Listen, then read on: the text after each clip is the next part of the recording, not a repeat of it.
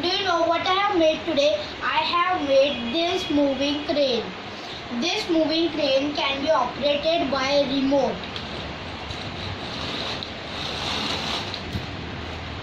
To make it more multifunctional, I have added a pulley to it, which works with the help of a wheel, an axle, a motor, and a switch.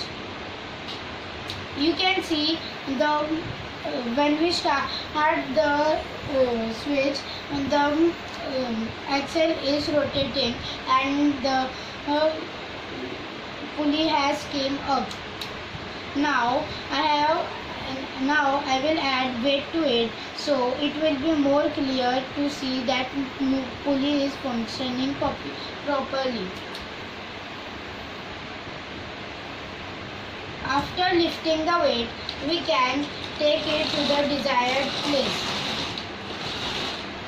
Now you are eager to know how I made this.